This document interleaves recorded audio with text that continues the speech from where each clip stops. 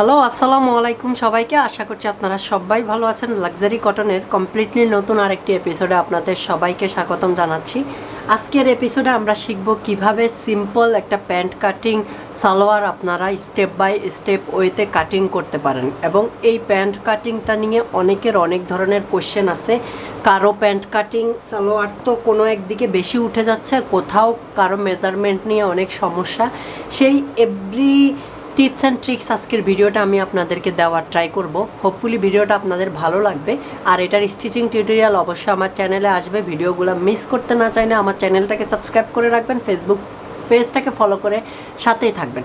তাহলে আমরা বেশি কথা না বলে ভিডিওটা স্টার্ট করি। প্রথমেই হচ্ছে, যেহেতু এটা প্যান্ট কাটিং সালোয়ার হবে, সাথে এই সালোয়ারটার পাশে যেহেতু প্যান্টের মতো কাটা থাকবে, ওই জন্য আমি আমার সামনের দিকটাতে যে মানে কাটা অংশটুকু আছে কাপড়ের সেটা রেখেছি, আর এই দিকে আমার বন্ধ অংশটুকু আছে। এরপর কাপড়টাকে আমরা 4 ভাঁজ করে সুন্দরভাবে ডাবল ভাঁজ করে নিয়েছি, যাতে কাটিংয়ের সুবিধার জন্য আপনি এটাকে চাইলে আয়রন করে নিতে পারেন।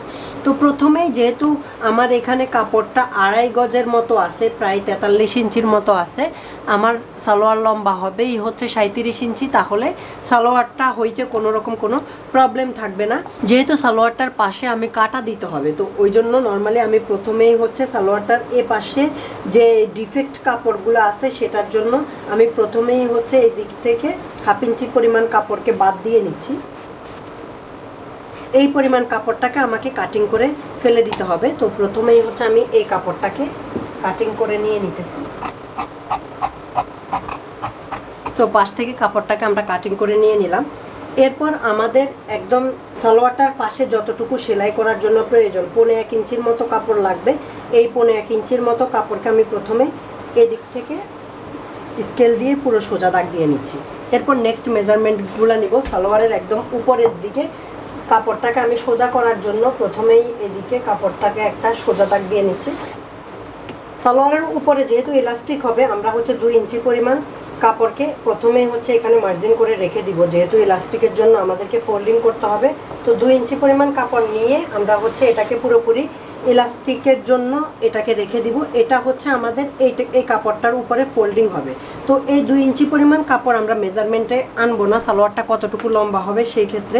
তো এই 2 ইঞ্চি পরিমাণ কাপড়কে বাদ দিয়ে আমি সালোয়ারটা কতটুকু লম্বা আসবে সেটা মেজারমেন্ট করে নিচ্ছি। সালোয়ারটা লম্বা আসবে 37 ইঞ্চি লম্বা।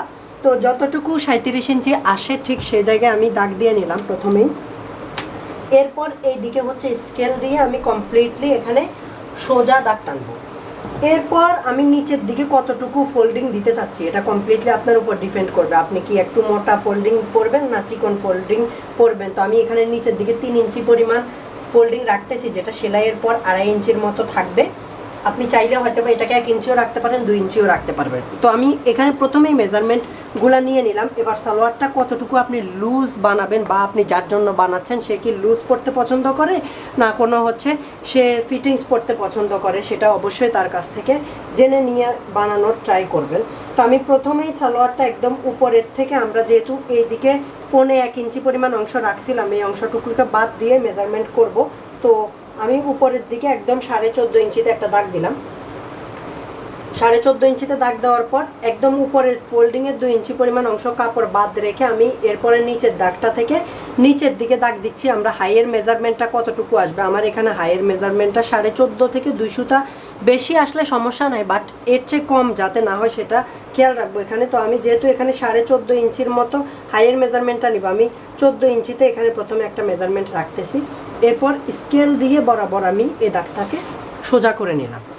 এরপর আমি একদম উপরের দিকে যে জায়গায় 14.5 ইঞ্চি মেজারমেন্ট নিয়েছিলাম এই জায়গায় স্কেলটা বসিয়ে একদম সোজাভাবে এখান থেকে আরেকটা দাগ নিচের দিকে করে নিলাম।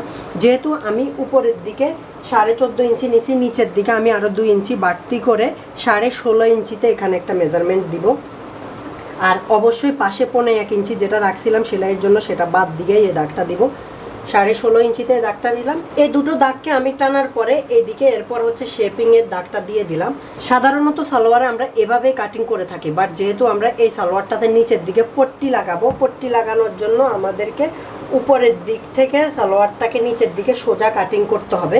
এই জন্য অবশ্যই আপনারা খেয়াল রাখবেন বিষয়গুলো কিভাবে আমি কাটিংগুলো আপনাদেরকে দেখাচ্ছি। প্রথমেই নর্মাল কাটিংটা দেখালাম, এরপরে যাতে একদম নিচের দিকে আমরা পট্টি লাগাবো ওই জন্য সোজা দাগ দিয়ে দিলাম, এরপর উপরের দিকে মেজারমেন্ট করে নিলাম। যেহেতু এখানে 14 ইঞ্চি আসতেছে, আমাদেরকে এই দাগটাকে আরও একটু নিচের দিকে বড় করতে হবে, সেটা অবশ্যই মেজারমেন্টে আপনারা রাখবেন। তো এদিক থেকে আমি যদি আবার মেপে নিই উপরের দিক থেকে, তো আমার এটা প্রায় 14.5 থেকে 2 সুতার নিচে এখানে আসতেছে, আর হাফ ইঞ্চি পরিমাণ আমরা সেলাইয়ের জন্য নিয়ে নিলাম। এবার এই দিক থেকে আমার মোট কতটুকু অংশ আমরা এখানে নিয়েছিলাম সেটা আমি যদি একটু মেজারমেন্ট করে নিই, একদম পুরো কাপড়টাকে 15.5 ইঞ্চি অংশ আসতেছে। এবার নিচের দিকে আমি 15.5 ইঞ্চির ঠিক অর্ধেক অংশটাকে নিয়ে নিব 7.5 থেকে আরও 2 সুতা বেশি, একদম মিডল পয়েন্টটা বের করার জন্য। তো মিডল পয়েন্টটা বের করার পরে তো এই দিকেও আমি মিডল পয়েন্টটাতে একটা দাগ দিয়ে নেব। এবার এই দোনোটা মিডল পয়েন্টটাকে একদম সোজা বরাবর করার জন্য আমি এদিকে দাগটা দিয়ে নিলাম। এরপর সালোয়ারের মুখটা আমার যতটুকু হবে সেটাকে আমি এখন মেজারমেন্ট করে নেব। সালোয়ারের মুখটা এখানে আসবে 8 ইঞ্চি, যেটা কমপ্লিটলি 8 ইঞ্চি হলে যেটার অর্ধেক আসবে 4 ইঞ্চি, তার মানে এই দাগের এই পাশে 4 ইঞ্চি থাকবে, এই দাগের এই পাশে 4 ইঞ্চি থাকবে। তো এই দাগটাকে আমি কমপ্লিটলি সুন্দরভাবে দিয়ে দিলাম। প্রথমে এই দাগটাকে দিয়ে দেওয়ার পর এভাবে যদি আপনারা সালোয়ারটা কাটিং করেন তখন সালোয়ারের কোনো দিক উপরের দিকে উঠে থাকবে না, কোনো দিক নিচের দিকে নেমে থাকবে না, সালোয়ারটা কমপ্লিটলি সুন্দরভাবে থাকবে। এরপর নিচের দিকের দাগটাকে আমি একটু স্প্রেড করে কাটিং করব, কারণ যেহেতু সালোয়ারের নিচের দিকের কাপড়টা এইদিকে ফোল্ডিং হবে, তখন যাতে করে এই দিকের অংশটা শর্ট না হয় ওই জন্য আমরা একটু কাপড়টাকে স্প্রেড করে তারপরে দাগ দিয়ে নিব। এবার এটা আমার সেলাইয়ের দাগ, আর উপরের দিকের এই দাগটা সেলাইয়ের দাগ।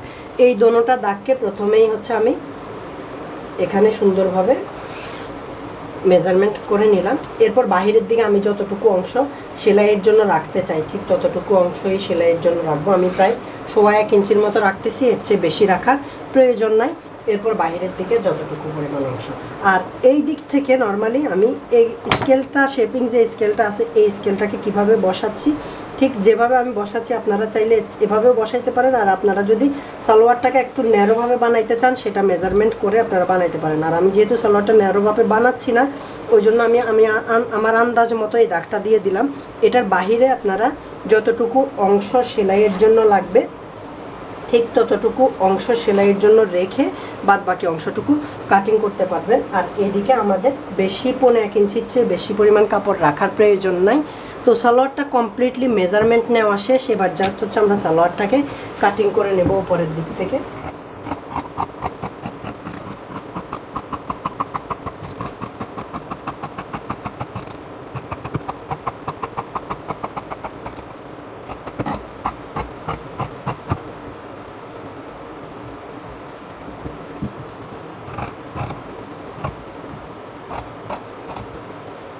সালোয়ারটাকে কমপ্লিটলি আমরা কাটিং করে নিলাম। আর নিচের দিকের কাপড়টাকে এই জন্যই আমি বাড়তি রাখতে বলছিলাম, কারণ এটাকে ফোল্ডিং করার পর যাতে করে এই কাপড়টা সুন্দরভাবে উপরের দিকে ম্যাচ হয় সেটা অবশ্যই খেয়াল রাখবেন। সালোয়ারটা তো কমপ্লিটলি কাটিং করা শেষ, বাট এই সালোয়ারটার জন্য আমাদেরকে এখন এই পট্টিটাকেও আমাদেরকে কাটিং করে নিতে হবে। আমাদের থেকে উপরের দিক থেকে যে কাপড়টা আছে এই কাপড়টাকে আমি প্রথমে ডাবল ভাঁজ করা আছে, তো এভাবে উপরের দিক থেকে প্রথমে সোজা করে নিলাম। আর এখানে আপনি চাইলে আপনার আন্দাজ মতো পট্টি কাটিং করতে পারবেন বা মেজারমেন্ট করেও পট্টি কাটিং করতে পারেন। তো আমি এইদিকে চওড়ার দিকে প্রায় 2.5 ইঞ্চির মতো নিচ্ছি, আর নিচের দিকে প্রায় 8 ইঞ্চির মতো নিয়ে আমার কাছে যে স্কেল আছে স্কেলটা দিয়ে প্রথমে দাগ দিয়ে নিচ্ছি। ওকে, এটা আমাদের সালোয়ারের নিচে যে পট্টিটা দিতে হবে, সেই জন্য এই পট্টিটাকে সালোয়ারের একদম এই নিচ থেকে আমাদেরকে এখানে অ্যাটাচ করতে হবে। তো এটা কিভাবে অ্যাটাচ করতে হবে এবং এটার স্টিচিংটা এভরিথিং স্টেপ বাই স্টেপ ওয়েতে আমি আমার চ্যানেলে আপনাদের জন্য টিউটোরিয়াল আপলোড করব, সেটা মিস করবেন না অবশ্যই। কারণ আমার টিউটোরিয়ালগুলো একটু বেশি লেন্দি হলেও আমি স্টেপ বাই স্টেপ এভরিথিং আপনাদেরকে বোঝানোর এবং দেখানোর ট্রাই করি। হোপফুলি ভিডিওগুলো ভালো লাগে। আর এটার স্টিচিং টিউটোরিয়াল অবশ্যই মিস করবেন না। মিস করতে না চাইলে ফেসবুক পেজটাকে ফলো করে সাথে থাকবেন, ইউটিউব চ্যানেলটাকে সাবস্ক্রাইব করে রাখবেন। খুব তাড়াতাড়ি দেখা হচ্ছে স্টিচিং টিউটোরিয়ালে। সবাই ভালো থাকবেন, সুস্থ থাকবেন, আর ভিডিওগুলোকে লাইক এবং শেয়ার করতে ভুলবেন না। দেখা হচ্ছে পরবর্তী এপিসোডে। আল্লাহ হাফেজ।